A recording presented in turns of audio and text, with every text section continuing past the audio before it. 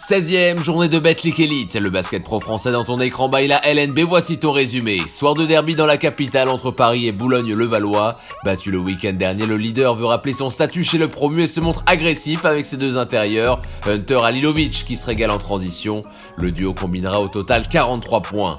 Mais en défense, Vince Hunter n'avait peut-être pas cerné la fougue du jeune Kamagaté. La Kamagatour s'offre un poster incroyable et met le feu à Carpentier. Une sorte de hook dunk. Avec en plus Axel Toupane qui jouait sa première à Paris, le club défend et met la meilleure attaque du championnat loin de ses standards. Sleva enfonce le clou, plus 12 à 2 minutes de la fin. Après avoir battu l'Asvel, double champion de France en titre, le Paris Basketball s'offre à domicile le leader, les Mets 92.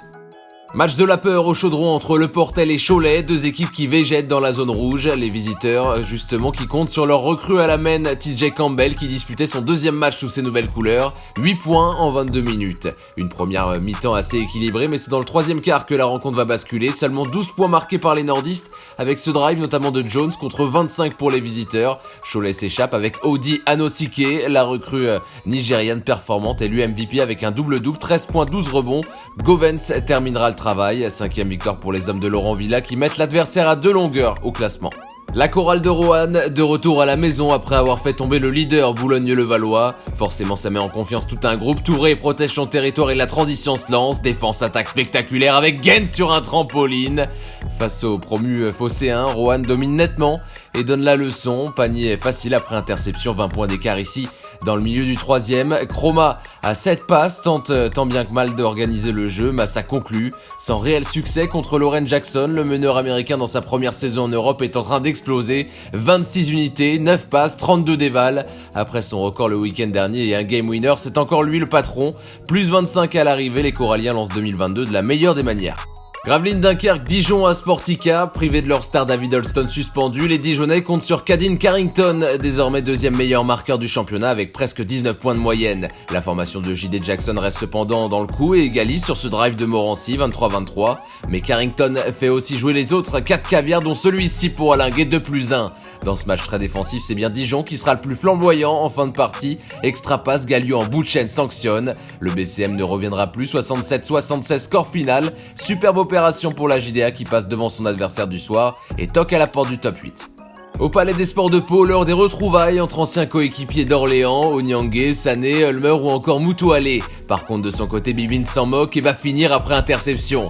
25-26 dans le début du deuxième quart, Malela Moutoualé profite de l'avantage de taille sur la puce pour s'offrir un tir près du cercle. Au retour des vestiaires, l'élan béarnais accélère avec son meneur Brandon Jefferson, plus discret au scoring mais qui nourrit ses coéquipiers, 5 passes et 7 points. À 2 sur 5 longue distance, celui-ci sera le dernier panier de la rencontre, première victoire de Pau en 2022. À noter côté OLB les 32 points de Youssou Ndoye. Direction Bourg-en-Bresse dans les dernières secondes du temps réglementaire, alors que les hommes de l'Oniam se dirigent vers une victoire tant espérée à Equinox, le Champagne Basket obtient un rebond offensif, Bégard un transfert pour Goudoussina, ficelle, prolongation 85 partout. Suspense intense, d'autant que les deux équipes se répondent, une nouvelle fois ici problème au rebond, pour Bourg, Chalon-Reims s'égalise. En face, énorme Rachid Souleymane, 35 points qui attire la défense, avant d'envoyer Chassant en mission, plus 6. Là on se dit que les locaux tiennent le bon bout, sauf que les magiciens reviennent et à 10 secondes du terme, Jesse Bégarin n'a rien à perdre, cible verrouillée, les Burgiens auront un dernier tir, Souleymane drive, la prise à 2 qui vient, Chassant s'en sort mais Julien ne fera pas de miracle, deuxième gros coup de suite pour le Champagne Basket en Betclic Elite. Monaco, deuxième du championnat en déplacement à Nanterre, la Roca Team sur 4 victoires toutes compétitions confondues est en confiance mais tombe sur des Nantériens joueurs, du Soulier ramène son équipe à un petit point. L'équipe de Nanterre passera même devant dans ce troisième quart, ça c'est efficace et ça c'est pour le spectacle. Scène qui met sous les projecteurs Horton, 84-76 malgré 28 points marqués par les Monégasques dans les 10 dernières minutes, Nanterre tient son grand succès, Sangline réussira sa percée. Le club du 92 avait terminé l'année 2021 par 2 défaites. Il commence 2022 par 2 victoires. Rencontre importante du haut de tableau entre Strasbourg et Limoges. En terre alsacienne, c'est l'équipe la plus en forme de Betclic Elite qui se déplace. 4 victoires de suite pour le CSP. Sauf qu'il est très difficile de s'imposer au Rhenus. Matt Mitchell montre les muscles et se fait de la place dans la raquette. 21 points dont 10 sur 10 au lancer pour l'ancien de San Diego State. 81-54 à 5 minutes de la fin, malgré les efforts de Massenburg à 17 unités, Limoges est beaucoup trop loin au score et doit s'incliner, et sera donc au classement derrière l'élan béarnais au moment du Classico.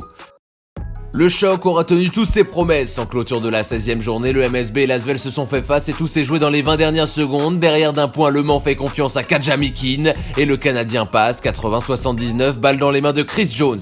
Auteur du buzzer de la mi-temps à son tour de driver, mais le capitaine Tarpey surgit. 2.7 au chrono, le MSB reste agressif, mais sur l'action suivante, Tarpey cette fois fait faute sur Okobo, 2 lancers. Le meneur de l'Asvel ne tremblera pas et assure devant des supporters désabusés.